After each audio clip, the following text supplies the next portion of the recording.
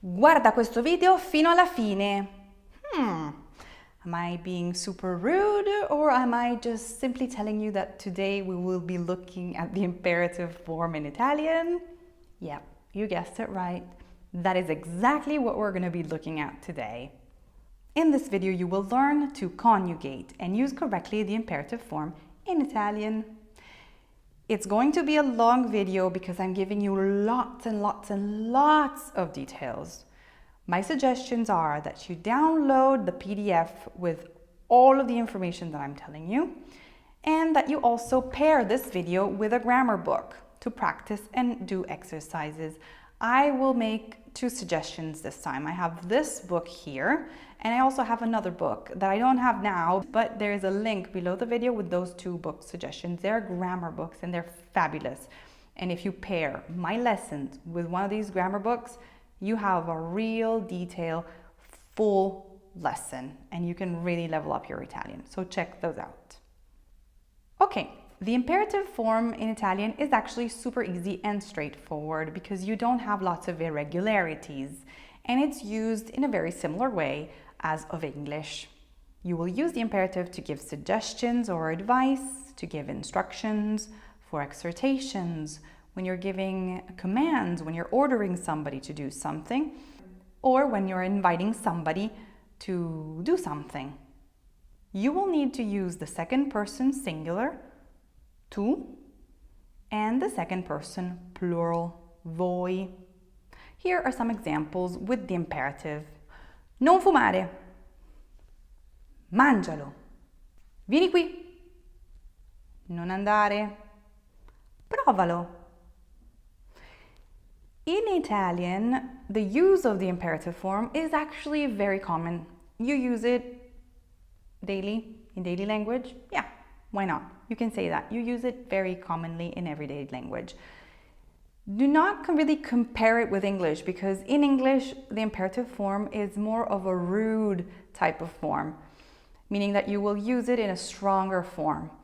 In Italian, you can be rude and use it that way, but you will have to work on intonation. For example, if I'm eating with my daughter and I want to tell her to eat what she has in front of her, I can say, mangialo, in a sort of a nice way. Like, eat it, come on. It's a very soft way. Compared to mangialo. In this way, the intonation is stronger. Okay, I sound like threatening. I'm almost threatening her to eat it. Okay, so depending on how you're using the intonation, you will make it more or less rude. But don't be afraid of using it. I mean, use it in normal everyday language, and you know that you can always make it a little bit stronger by adding the correct intonation. You can have 2 different versions of the imperative. You can have what we call the formal imperative or the informal imperative.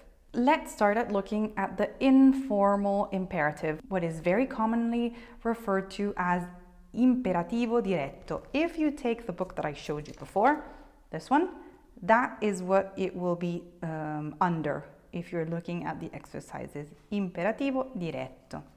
Start by looking at the verbs at the present tense. The forms tu and voi will be exactly the same as those of the present tense for all the different types of verbs except for the verbs that end with are, A-R-E. For those verbs, there's a little change that you need to make, and there's a little A that needs to be added, and I will show you in the examples where you're adding it.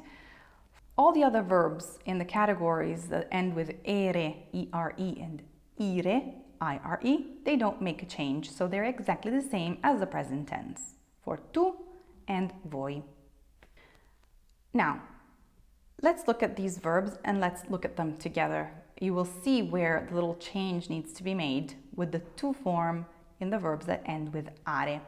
Let's look at studiare, okay? If I needed to take the present tense, I would use studi, tu studi. In this case, for the imperative form, you need a little extra A. Tu studia. Lavorare, another verb that ends with A-R-E. Tu lavori. In the imperative form, you're taking away the I and you're adding an A. Tu lavora. Giocare. To play. Once again, this verb ends with are. In the present tense, it would be tu giochi. In the imperative form, it becomes gioca.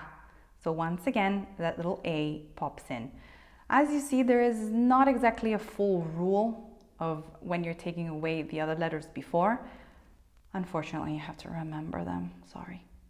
But all the other verbs, the ones that end in ere and ire, they don't make any change at all. So tu and voi is conjugated exactly like the verbs at the present tense. So studiare in the imperative form would be tu studia, voi studiate. So voi is exactly the same as the present tense. Let's look at a verb that ends with ire, dormire. Tu dormi, voi dormite. And let's look at a verb that ends with ere, scrivere. Tu scrivi, voi scrivete. So the same as the present tense. Little fun fact, you can actually use the form noi, so the first person plural. So like mangiamo, andiamo, partiamo. In this case, you're using it to show a sense of urgency, that you need to do something in a quick way. This would be similar to saying let's in English. Mangiamo qualcosa e andiamo subito. Let's eat something and let's go. Okay? So in this case, you can also use noi to give that sense of let's hurry up to do something and proceed with our business. Okay? You can also use the imperative in negative sentences. In this case, you have to use non plus the infinitive for the tu form. So for the second person singular. Non correre, non fumare. See, you're taking non and you're adding the verb at the infinitive form. Put an exclamation mark at the end and you got your imperative form. You will use non plus the normal imperative form with voi, so with the second person plural. Non correte, non fumate, non andate, non parlate. The imperative form is often matched with pronouns. These pronouns can actually be merged inside the verb and they become one new word. For example, mangialo. Mangia is your imperative plus lo, which is your pronoun. You can put it together and it creates a new word, mangialo, which means eat it. With the negative form, the pronouns can go either before or after the verb. And also in this case, they can also merge and make a new word. Let's look at these examples. You can say non toccarlo, so you have the pronoun at the end of the verb and it becomes one new word. It merges with the verb, non toccarlo, or you can say non lo toccare, non mangiarlo, or non lo mangiare. I did say that this is a very straightforward verb tense, but also if it's straightforward, we're still talking about an Italian language, so you do have some irregular verbs. Luckily, there are not many, but I suggest that you learn them. As always, you know that essere and avere are very irregular, so I suggest that you start learning those as your first irregular verbs of the imperative form. Let's begin with the verb to be, essere. Tu si. Yes, you do have a double I at the end and you have to pronounce both I's. Tu si. Can you hear it? It goes a little bit longer. Si. The negative form would be non essere. Voi siate, non siate.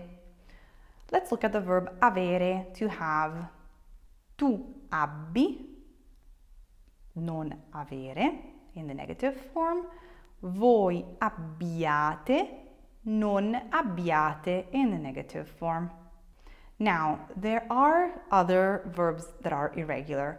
I want to show you something that happens with some verbs that is quite particular.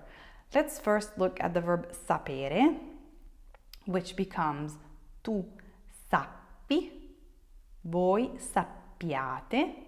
And then we're going to be looking at what happens with verbs like fare, dare, stare, dire, andare. All of these are irregular and they have two versions to them. And one version has a little apostrophe in it. Both versions are correct to use, and you will very much often also use and hear the one with the little apostrophe. Let's look at all of them. Fare becomes fai or fa. Fai silenzio, fa silenzio. Dare becomes dai or da. Dai una mano a tua sorella con i compiti. Da una mano a tua sorella con i compiti. Stare becomes stai or sta. Stai seduto, sta seduto. Andare becomes vai or va. Vai via or va via. And dire actually only has one option because it becomes di. Di la verità, but also di has a little apostrophe. Di la verità. You have to also pronounce it. Di. You have a little accent there. Di. Okay?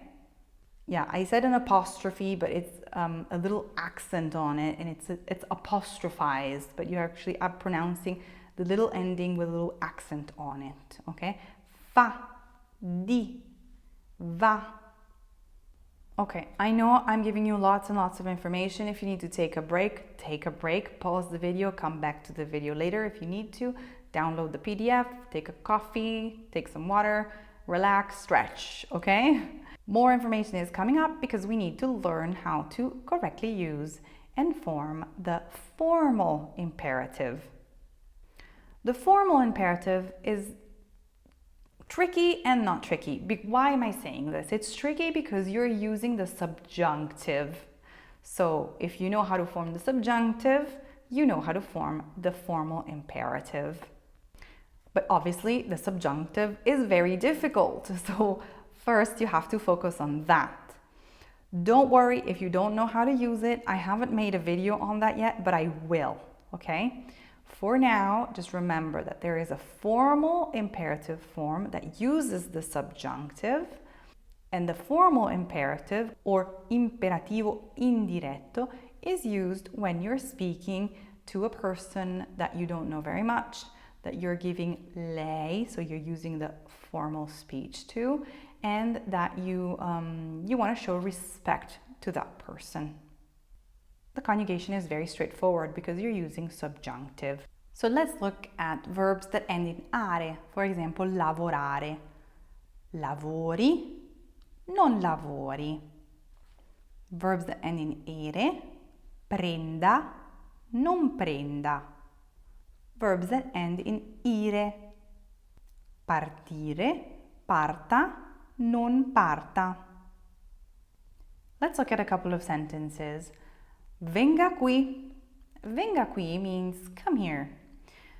Obviously, you cannot be rude because you're using the formal imperative form, and you're simply saying, could you please come here? Venga qui un attimo. Come here a second. Mi telefoni domani. This is also a nice way of saying, please call me back tomorrow.